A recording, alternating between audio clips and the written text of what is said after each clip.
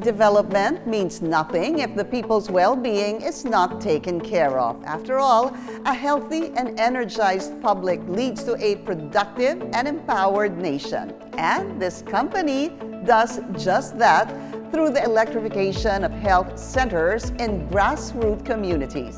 I'm Pinky Webb, and this is the all-new season of Business Matters, where doing good is good business.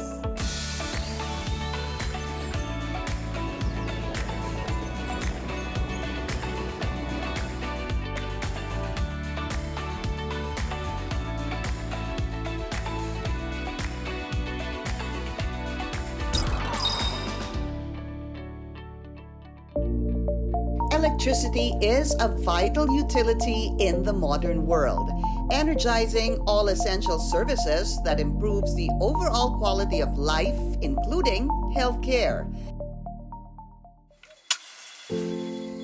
But not all enjoy the convenience and advancement brought about by electricity. For a lot of off-grid communities, this service remains a luxury, one that they can only dream of having.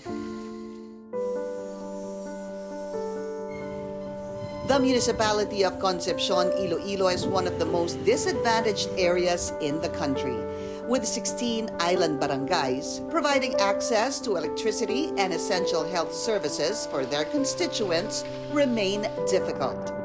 Itong mga island barangays are places which we considered as GIDA areas, no? Geographically isolated and disadvantaged areas. And that is why it's hard for us to service them, not only the health, but also education. There is always a great challenge for us bringing in goods and services in these areas because of inclement weather, bringing services to them. That is why our services for this barangay island is talagang kinukulang kami. Barangay Polopina is one of the many island barangays of the municipality that remains off-grid. From the mainland, it takes about an hour or two via boat ride, depending on the tide to reach the remote community.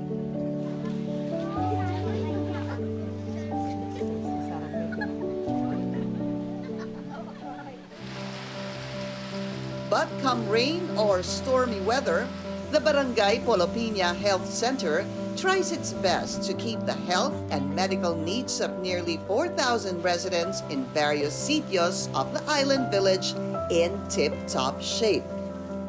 And ready to serve in its front line are its tireless and dedicated barangay health workers, or BHWs. Our barangay health workers are actually the health education promotion officers in the barangays. So we were able to equip them with the training or basic health services na pwedeng ma-provide nila sa kanilang level. So for example of these basic services, mga prenatal services, maternal and childhood services like immunizations, prenatal counseling, family planning counseling, consultations, integrated management of childhood illnesses, na consultations that at the midwife and BHW level, they can do it.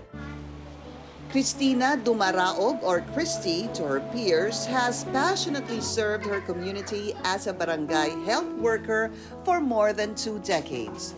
According to Christy, it was her mother who inspired her to help her fellow island residents as a BHW, particularly keeping the health of children in check. Yung nanay ko kasi noon, isang kagawad din. Sabi niya, gusto mo mag-volunteer ka para makatulong ka kasi mahirap pag walang BHW sa isang sityo. May mga training din kami para matuto pa kami sa mga bagong mga teknolohiya para sa health ng mga pinapaabot namin sa mga tao. Despite the glaring challenges faced by a grassroots-level health center, Christy and her fellow BHWs still remain positively committed in giving the best medical service they can to the island's residents, making the most of what they have just to provide care to all those in need. Kahit na mga sakit na pwede lang namin mabigyan ng first aid, diarrhea, lagnat, nang kaya lang namin silang matulungan. Yung isang estudyante noon na talagang hinika siya. Eh, wala naman kaming magawa, pero Doon binigyan namin ng pang first aid na doon maghinga sa supot ng tinapay. But modern medicine requires one vital utility, electricity, one that the island and health center lacks. Though their center has the equipment to give adequate and accessible care, Christy and her fellow BHWs still resort back to manual work, unable to utilize their center's full potential. Gusto din namin makatulong sa mga pag emergency. Kahit yun na lang sinasabi ko sa inyo pag may hika, nebulizer na pwede namin magamit dito. Kasi lahat naman ng tao dito, wala namang gamit na mga generator. Sana dito may kuryente para hindi din kami mahirapan. The lack of power in the center not only is a burden for the patients, but also for its BHWs, whom all have to adapt and improvise just to be able to commit their sworn duty to the community. Pag may mga report kami, talagang dito kami sa labas gumagawa. Kasi mainit din ito, hindi kami komportable.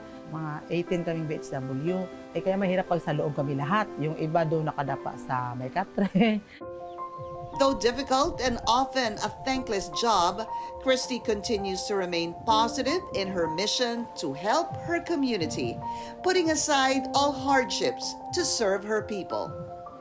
Iwan ko kung kailan pa ako talaga mag-resign kasi parang hindi ko na maiwan yung mga tao. Minsan kahit na, siyempre may allowance din kami sa barangay, 200. Yung nung una ko palang pasok, 200. Okay na sa akin yun. Kasi marami akong natutunan na makatulong pa ako sa mga tao.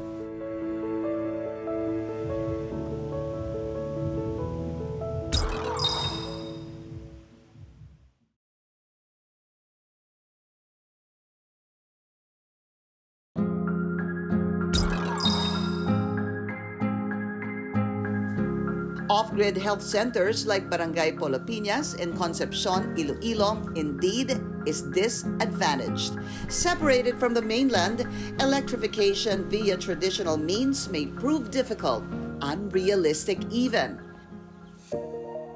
But no challenge is too great for the country's top power distribution company, who, through its corporate foundation, continues to find innovative ways of energizing and empowering remote communities. Can you tell us more about One Meralco Foundation's electrification program, particularly this new venture?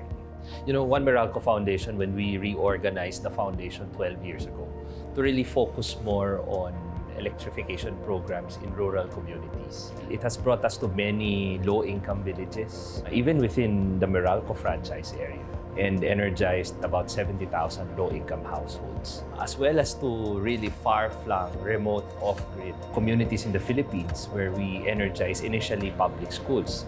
We've actually done 290 of those already in a span of a decade. Providing countless opportunities, whether through livelihood or education. The company and its foundation certainly made impact to off-grid communities energized and empowered by electricity. But seeing how the pandemic challenged the health situation in the country, the foundation saw it fit to evolve the program. This new venture on energizing health centers has been actually in our plans.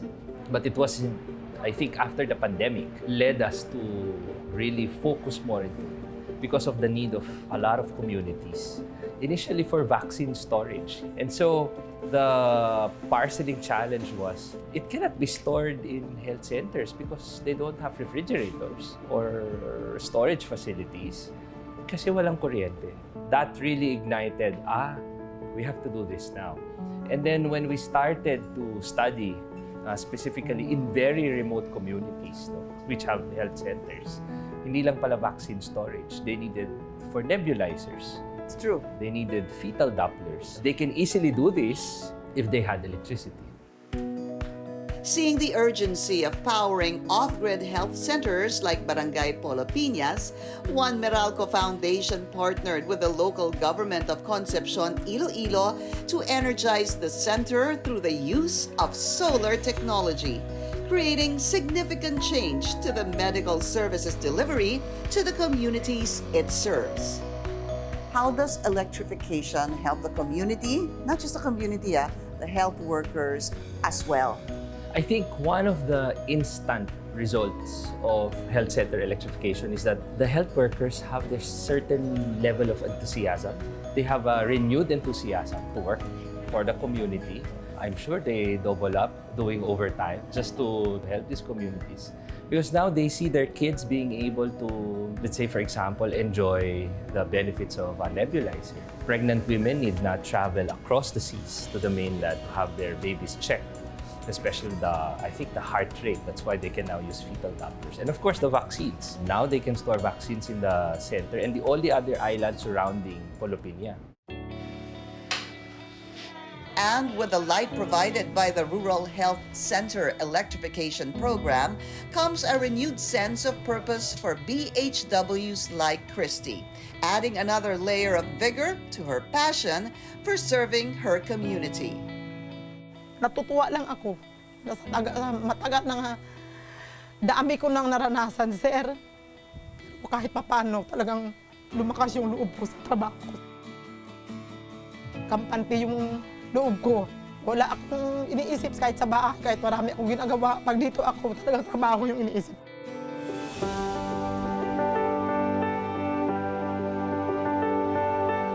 Masaya talaga ako ngayon. Pag sa loob kami nagtatrabaho, talagang maipakita namin sa tao nga talagang gumagawa kami. Talagang laking pasalamat na bigyan kami ng ganitong pagkakataon na may solar. I'm very happy that you have given us this opportunity. So rest assured that our cooperation will be full so that we could sustain this program. And I believe One Meralco as a corporation, I believe also your desire to provide this kind of services to the people, particularly in the far-flung areas, is really timely for us here in Concepcion.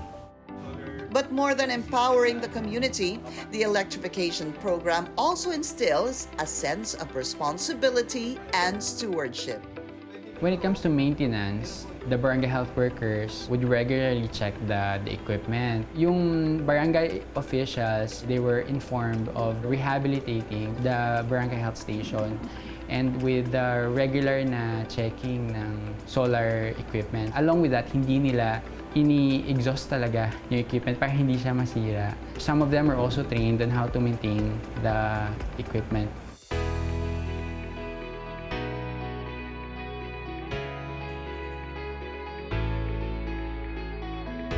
How does this mission align with the vision of the parent company? The greater vision of Meralco is really bringing the benefits of electrification, especially to the marginalized communities. As a leader in the industry, it is imperative for us to use our knowledge, our expertise, our skills, our competencies, even our volunteerism, to be able to extend the benefits of electrification to marginalized communities in the Philippines. Sana darating pang araw na hindi lang ganito ang maabot ng center natin para yung mga tao ma-akomodar namin ng mabuti.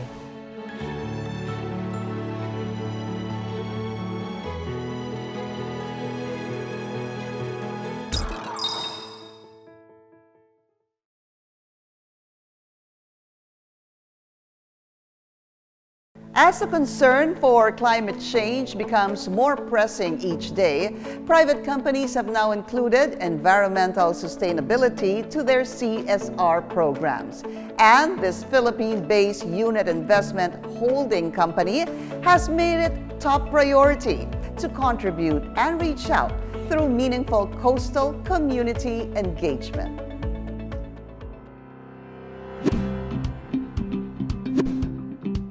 Being a part to almost every facet of Filipinos' lives today, this top conglomerate seeks to create meaningful and long-lasting positive impact through transformative CSR initiatives.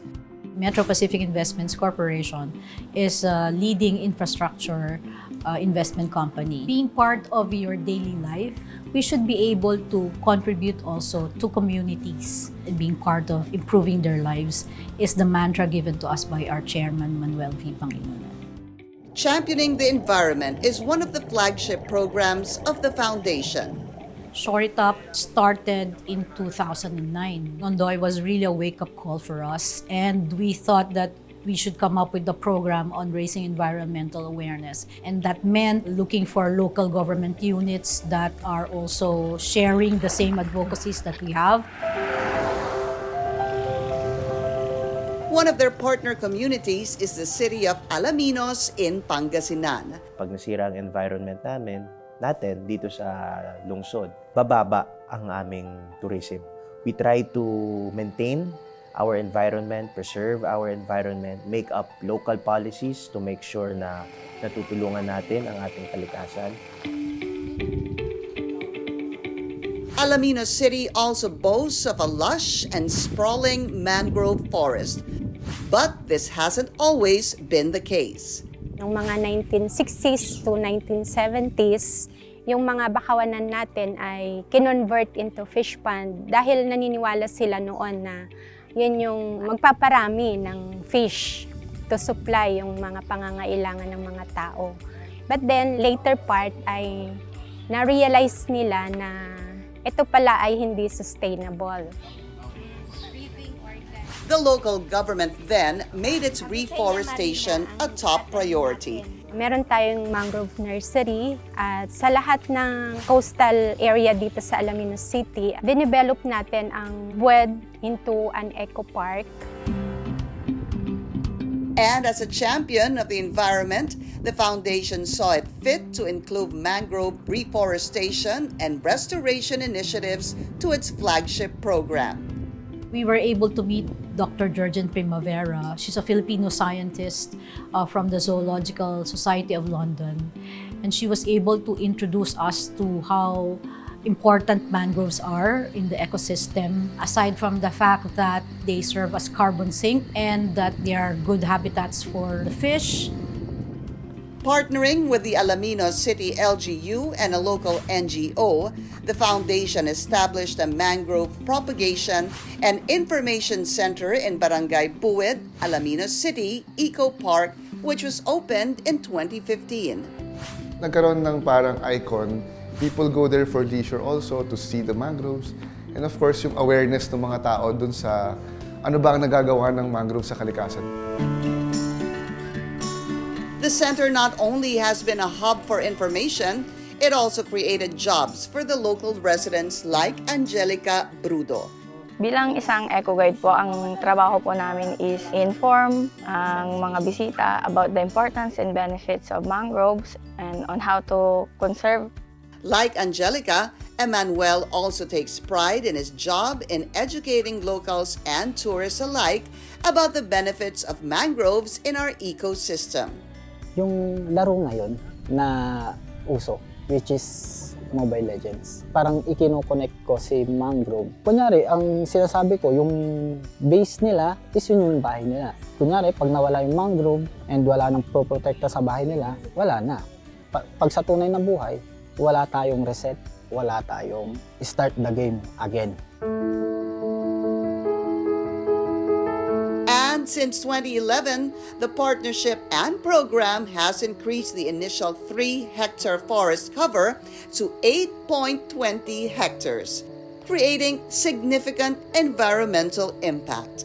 To measure the impact of what we've done, we have commissioned the Philippine Business for the Environment to measure the carbon sink. And the equivalent nito is the removal of the greenhouse gas emissions of 24 vehicles plying the whole toll roads a year. As well as social and economic impact to the community. Bilang eco-guide po, malaki po yung tulong ng trabahong ito dahil dito ko po kinukuha yung pang-allowance araw-araw. At 3 years na po ako dito and 3 years ko na rin po sinusuportahan sa pag-aaral yung kapatid ko. Nung una, parang ang pan ko pa noon is, 6 months lang ako ulit dito. Pero nung nag-1 year ako, parang sabi ko, bakit? Parang tumatagal ata ako dito. Okay, sige, gagawin ko yung best ko. Nakapagpatayo po kami ng bahay na hindi lahat is gastos ng pamilya namin.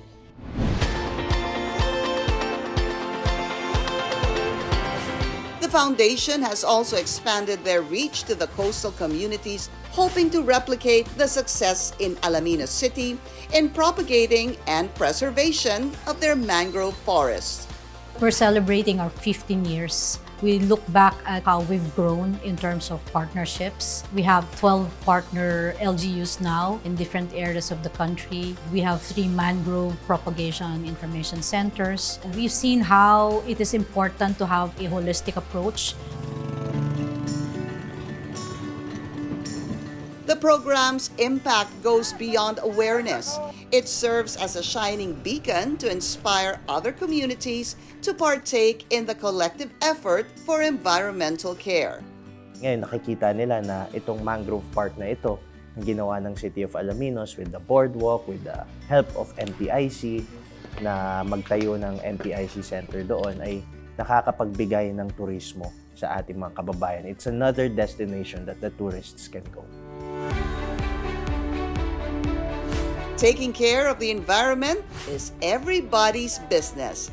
And through their CSR programs, the conglomerate and its foundation hopes to create more meaningful engagements towards a more sustainable and cleaner future. It's always been the mandate of our chairman, Manuel V. Pangilinan, to improve the lives of people. It's a wake-up call for everyone that the threat is real and that the change should start within us.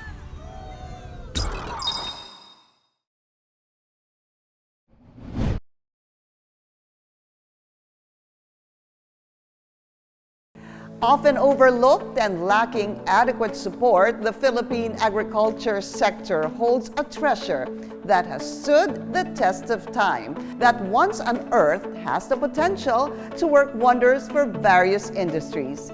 And with passionate and dedicated individuals, this technology can become a catalyst for paving the way for a sustainable future.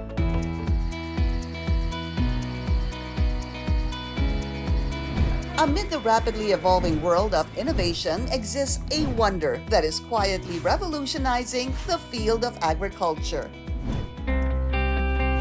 Produced through the process of pyrolysis, biochar is a type of charcoal-like substance made by heating biomass, such as plant material or agricultural waste, in the absence of oxygen.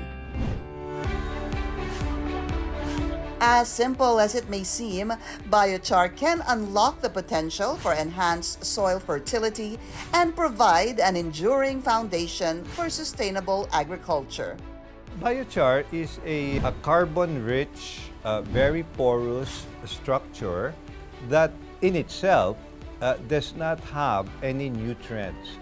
However, it is an alkaline product. When you put it in the soil, it contributes to making the pH more balanced. One notable advocate for the adoption of biochar in sustainable farming practices is international rapper and philanthropist Apple Diaz. Apple, tell us what got you interested in farming. I grew up farming. I used to tag along with my grandfather till I was 14. So we used to grow from sweet potato to corns to rice, kamote and kahoy, and I used to be the designated kalabaw watcher. Bakit nawawala ba yung kalabaw? Yeah, if you're not watching them, riding them, they stray. They go in different farms and then you have to search for days. What's driving you back to go back into farming? It's always been a part of me and I've wanted to get back into it. I'm meeting Philip. I'm learning about this ancient technology that's been forgotten that could really help our agriculture and farmers. The municipality of Brooks Point in Palawan exemplifies the diverse applications of this technology.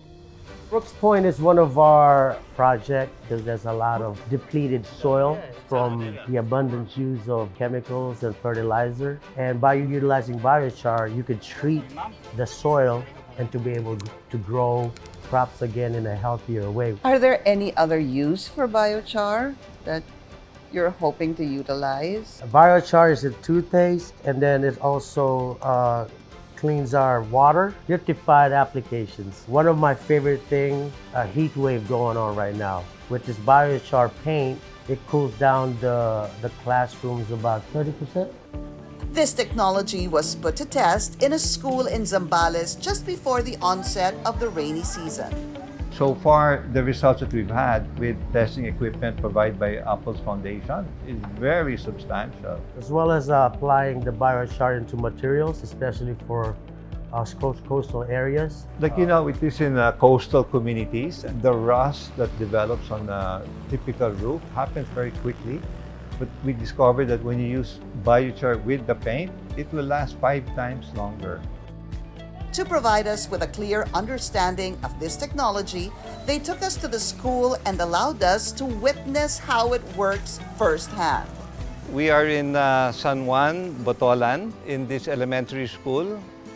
We installed several temperature and humidity sensors and another sensor closer to the level of the teacher and closer to the ambient temperature that the students will actually feel. They also compared the results with another classroom where the biochar carbon coat paint was applied on the roof. Through the app, my cell phone monitors the temperature changes, both classrooms as well as the ambient temperature outside.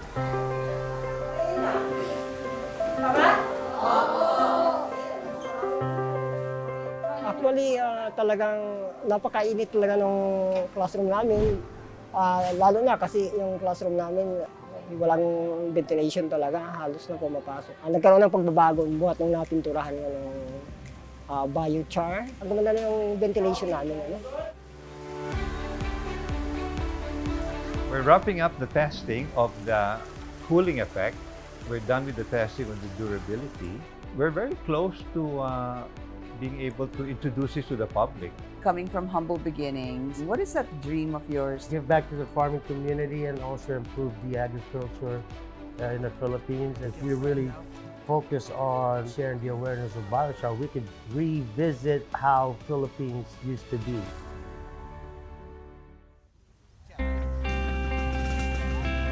When we witness passionate advocacy, supporting and contributing to causes becomes easier and motivates us to get involved in initiatives that benefit not only specific groups, but also have a positive impact on our nation as a whole.